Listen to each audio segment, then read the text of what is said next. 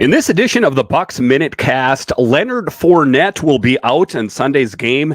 Antoine Winfield Jr. was also not seen at practice. And then we'll talk about the standout season of Rachaad White and what he means to this Bucs team. We'll talk about all of that and more next on this edition of the Bucs MinuteCast. Keep it right here. MinuteCast Media. 10,000! The Tampa Bay Buccaneers MinuteCast starts right now. Bucs on 3, 1, 2, 3, Bucs!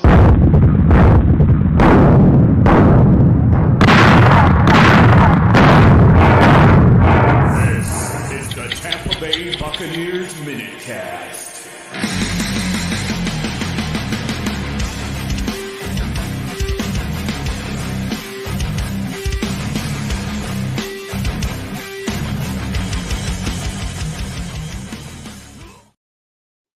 Well, hello and welcome into this edition of the Bucs MinuteCast. I'm so glad you decided to join me today. As always, this podcast is free and available on all the major platforms. You can find this podcast on The Bucs Report. Check it out online at bucsreport.com. You can also find it on YouTube. Just search for the Bucs MinuteCast on the Bucs Report. And of course, you can find this wherever you find your audio podcasts. Just search for the Tampa Bay Buccaneers MinuteCast. Today's episode is brought to you by Manscaped. Get 20% off plus free shipping when you use promo code MinuteCast at manscaped.com. So in this edition of the Bucs MinuteCast, we are going to talk about Leonard Fournette was not at practice once again. What does that mean for this Buccaneers team? I think for me, that means it'll be a little bit more of Rachaad White action in there. We'll talk about that in the show. Then later we will talk about Antoine Winfield Jr. Going to miss another game. What will that mean for this Bucs team? And then we will talk about Rachaad White in the last game and then kind of preview the Buccaneers as they take on the 49ers this weekend. But just to get it going here, the Tampa Bay Buccaneers have added running back Leonard Fournette to their injury report, calling him a limited participant on Thursday. And then Greg Auman writes, I did not see Bucs running back Leonard Fournette at practice today after he was added to the injured report Thursday with a foot problem. So this, Buccaneers fans, is not what we're looking for. We're not looking for more injuries at this point. There is a myriad of injuries surrounding this team. We do not need to add any more players to this list. But in fact, Leonard Fournette has been added to the injured list with a foot issue. So what does that mean? That means more action for Rachaad White. That means Keyshawn Vaughn or Giovanni Bernard is going to slot in and get some more opportunities. And, you know, to a certain extent, I know it's not optimal. This is a Bucs team taking on the 49ers with their backup quarterback, Brock Purdy, at the helm there. So it remains to be seen what's going to happen. Who is going to be, the running back? Who's going to get the most action? I would like to see a little bit more of Keyshawn Vaughn. And if possible, I would like to see a little bit of Giovanni Bernard. We might see a bit more Bernard just for the fact that the Bucs let go of Jalen Darden. He is one of the players that's being circulated in there as a potential candidate as a punt returner. Also, Scotty Miller and Tompkins, all those names are in the mix there. So it is going to be interesting to see what this Bucs team looks like going forward here. Also, the big thing of note here for me is the Bucs were without safeties Antoine Winfield Jr. and Mike Edwards in practice, but cornerback Sean Murphy-Bunting did get a limited workout, a final injury report of the week, and then Greg Auman writes today, still no Winfield or Mike Edwards at practice, so they could be without two top safeties again versus the 49ers. Again, not an optimal situation. This is not what the Bucs are looking for. This is a team that wants to be reinvigorated and engaged based on the last game that they played. A big come-from-behind victory, winning it in the last moments, a real statement win, if you will, for the Buccaneers going forward here. So I'm hoping that they can continue to keep that going forward here. And they're going to have to do it against a 49ers team that is in first place in the West. So it is going to be a tall task here. Casey Rogers says 49ers rookie quarterback Brock Purdy has a lot of moxie, and he went into the game last weekend and didn't miss a beat. Rogers says the 49ers didn't change their offense when Jimmy Garoppolo went down. So it is going to be interesting. We're taking on a 49ers team that's 8-4, first place in the NFC West. This is a team that just took down the Dolphins, 33-17, win over the Dolphins. The Dolphins also 8-4. So this is not the Dolphins team that you've remembered from previous seasons. This is Tuivola and at QB there. So this does seem to me like a Dolphins team that's on the rise, and the 49ers were able to beat them with their backup quarterback. We heard that Jimmy Garoppolo is out and he is going to miss some time. Jimmy Garoppolo won't need foot surgery, could return in the playoffs. Garoppolo is the second starting quarterback the 49ers have lost this season. Trey Lance suffered a season-ending ankle injury in week 2. The 49ers defense is playing lights-out football and is clearly the class of the NFL.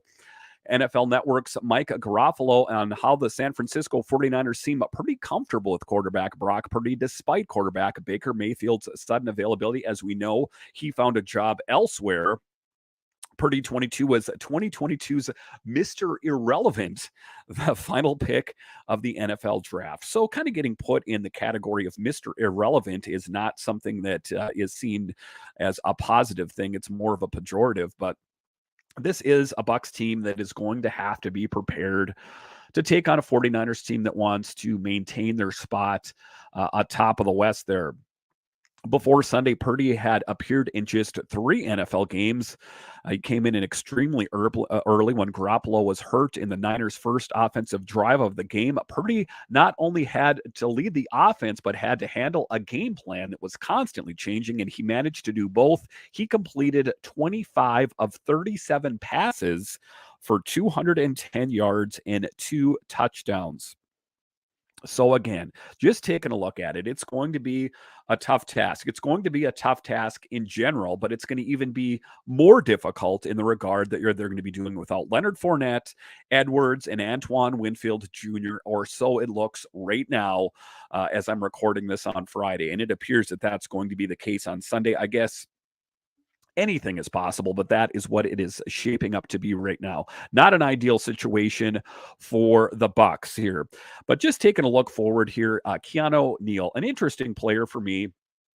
He blew that coverage, which led to a touchdown, and it was not an optimal thing. It let the Saints into the game. I thought that the Saints were going to end up winning this game. One play that might be overlooked was the Bucs 17-16 comeback win over the Saints Monday. Left a huge impact on both game and the body of New Orleans tight end Taysom Hill, and that's Keanu Neal. That is him seeking redemption for blowing a coverage. And also Levante David and Devin White kind of lighting him up on the sidelines going, dude, what are you doing out there? I mean, I didn't have a mic'd up on him, but it's safe to say that's what was going on. Maybe some more harsh language, but in any case, Keanu Neal steps up, redeems himself, knocks the football loose out of Taysom Hill. The Bucs pick up a big win towards the end there. That is a morale booster that this team was looking for.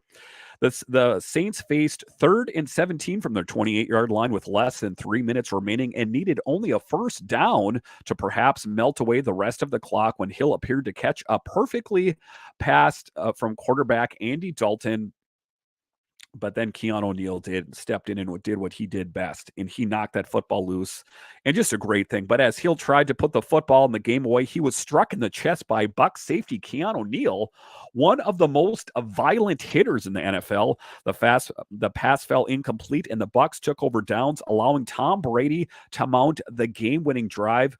He gets over Bucs linebacker Levante David's head and Keanu Neal to come in, and it looked like Hill had it, and Neal is the one that comes in and jars it loose with cornerback Jamal Dean. Neal was involved in a busted coverage that resulted in the Saints' only touchdown, a 30-yard strike from Hill from Dalton. That was much on Dean as it was on Neal. The Bucs, a cornerback jumped inside by watching a quarterback's eye. So I know that Todd Bowles was trying to kind of save face or protect his player. He said it was a busted coverage, that Dalton was a pump fake, one away and drew the coverage over there. Then he had time and looked away. So, I mean, I know that is Todd Bowles trying to save face. for Keanu Neal. And let's put everything about Keanu Neal negative away. I know that he blew a coverage. That's my assessment as a fan watching the game. He blew a coverage. That's what it was. But I know that he was trying to, Todd Bowles, make an excuse for him, but Keanu Neal redeemed himself big time by knocking that football loose. So nothing but positivity from Keanu Neal. And we are looking for Keanu Neal to play another big role against his 49ers team, as he will be needed more and more as this team is faced with a myriad of injuries here. So another big player that they're going to need improvement from is Donovan Smith. Donovan Smith has, been on this team for quite some time, but he just seems to keep penalties seem to follow him. Bucs had only 4 penalties in Monday's win, 2 holds on Donovan Smith in the fourth quarter, one earlier by Josh Wells and a pass interference call on Carlton Davis. Smith has now a team high 9 flags, including 5 holds, all in the last 7 games. What gives? This is a Donovan Smith that when he's dialed in is a top-notch player. Make no mistake about it. Nothing disparaging about Donovan Smith. He's got to get his penalties under control. He very well could have screwed that up for the Bucs here. So we're hoping for bigger and better things from Donovan Smith. Again, when he's dialed in, he is a great player and an asset to this team. We just cannot have him being a liability. Todd Bowles on the hurry up into Bucs offense more often. We can implement it. Obviously, you can't do it the whole game. The defense and the special teams would be worn out, but we can try to take advantage of some things that way. It's a block here and a play there. Everything just clicked on the final 2 drives in last night's game. That, of course, was Monday. The one glaring weakness for the Bucs defense in 2022 takeaways, they just have 11, which is the fewest through 12 games of any Tampa Bay team in franchise history. Just 2 total in the last 8 games. One of those, a Hail Mary on a final play of the half. So it was kind of the Bucs coming over kind of big odds to win this game, trailing 16-3 with 5:34 remaining in the game. The Buccaneers had a 0.7 chance of winning. The Buccaneers' late game comeback comes down as the 4th most improbable of next gen stats era since 2016, based on NGS win probability model. Tom Brady completed 14 of his final 19 passes after starting the game 22 for 35. So a crazy stats for this Bucs. And you know what it is? I don't know what happened. There was some kind of come to Jesus moment in the last part of the game there. Whatever it is, it's that hurry up huddle stuff that Todd Bowles was talking about, and it's not sustainable. Todd Bowles, just kind of keep in your wheelhouse here. If the Bucs can do this, if Tom Brady can do this, I think they need to keep doing this going forward. It ended up picking up a big W for the Bucs, and at this point, the Buccaneers need to stockpile as many wins as they possibly can, because going forward, it is going to be tough sledding out there for this Bucs team. All right, so after the break here, we are going to talk about the game coming up and what it means for this Bucs and what players are really going to have to step up. We'll talk about that next. It's never too early to play holiday music, and it's never too early to start thinking about gifts. Whether it's for a friend or the friends in your pants, you can make this season to be jolly with Manscaped. Do your little drummer boy a favor and use the Lawnmower 4.0 to avoid another silent night in the bedroom. Then add in Manscaped's top-of-the-line shower products to have the people thinking, all I want for Christmas is you. Santa cares about his sack, and so should you. Look nice when you get naughty by going to Manscaped.com and use promo code MinuteCast for free shipping and 20% off. The Manscaped Platinum Package 4.0 is the one-stop shop for the man who deserves it all. It has everything needed to help you deck the halls from the face to the balls, just in time for the mistletoe season. The Platinum Package has each product for the best-selling Performance Package Plus Ultra Premium Body Wash, Ultra Premium 2-in-1 Shampoo Plus Conditioner, and Ultra Premium Deodorant. It's the best way to smell fresh, from the Santa hat to your candy cane. The Lawnmower 4.0 body trimmer and Weed Whacker nose and ear trimmer feature proprietary advanced skin-safe technology to protect your delicate presence. Both are waterproof, so there's no issue clearing the snow out of your driveway. Get 20% off and free shipping with promo code MinuteCast at manscaped.com. That's 20% off with free shipping at manscaped.com when you use promo code MINUTECAST. Manscaped, get your jingle balls ready for the holidays. All right, welcome back into this edition of the Bucs MinuteCast. I'm so glad you decided to join me today. A bit of a programming note tonight at 5 p.m. Central, 6 Eastern. On the Bucs Report podcast, I talk with James Yarko of Locked On Bucs. A really great conversation. You won't want to miss it, so make sure and hit subscribe on the Bucs Report podcast or subscribe on YouTube, of course, as you will be notified when it comes out. But tonight, 5 p.m. Central, 6 Eastern, I will be sitting down and having a conversation with James Yarko of Locked On Bucs as we talk about this team so far.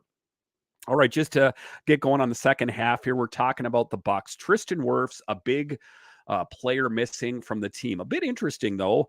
This was spun a little bit on social media, is that Tom Brady jumped and Tristan Wirfs kind of held him in the air. So Tristan Wirfs, who is struggling or suffering from a high ankle sprain, was in fact able to lift him up. It remains to be seen how long Tristan Wirfs is going to be out. The book on it was that he was going to be out for 3 weeks or so. But if he's able to do things like that, it would tend for me to believe that maybe he can edge back in sooner than later. Tristan Wirfs, an All-Pro and Pro Bowl selection in just his second season last year, will miss a second straight game with ankle injury, pressing backup Josh Wells into duty. At left tackle, the Bucs have Donovan Smith, who leads the NFL offensive players with 75 yards and penalties, writes Fox Sports. On any given snap, one of them will likely be tasked with stopping 49ers pass rusher Nick Bosa, the current NFC Defensive Player of the Week, who leads the NFL with 14.5 sacks and could challenge the league's second season record of 22.5 protecting quarterback. Tom Brady at age 45 is a priority, and Bosa has been held without a sack just once in the entire 22 season. Again, we got to protect Tom Brady. I mean, there's no mistaking about it. I mean, as hit or miss as this Bucs team has been, and it seems like they're kind of riding a wave of momentum. You subtract Tom Brady from that mix, this team has got markedly worse. He is 45 years old. I know that he's in peak fitness, considering how old he is, but we need to protect him. So they are going to have their hands full protecting Tom Brady, especially considering Nick of the 49ers and what kind of job he's done. He's a hell of a player, Bucs offensive coordinator Byron Leftwich said Thursday. Strong, has a motor, physical, really a good football player. It'll be a tough task, but we're excited to have the opportunity to play against a team like this. There's a chance the Bucs will get a reprieve from facing Bosa, as he missed practice on Wednesday and Thursday with a hamstring injury. No other 49er player has more than 4 sacks this season, so that would be a significant easier task for the Bucs if he's gone. Smith nearly cost the Bucs a victory on Monday night as they rallied back from a 16-3 deficit midway through the fourth quarter. Brady looked to have thrown a go-ahead touchdown to Chris Godwin with 15 seconds left, but Smith was flagged for holding, grabbing Saints pass rusher Marcus Davenport as he went after Brady. The Bucs overcame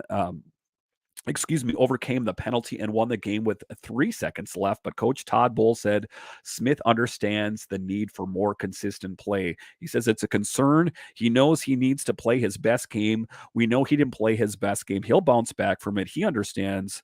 We expect more from him. He expects more from himself. And, one of the things that struck me watching the game was they were on the verge. I know they ended up winning the game, and I don't want to put a negative spin on this, but if Donovan Smith had cost this game, I don't know what would have happened, and I know that there's a lot of players, so it's not like we can remove Donovan Smith from the lineup, but you cannot be making mistakes at key moments of the game, and that's definitely what it was, a key moment of the game.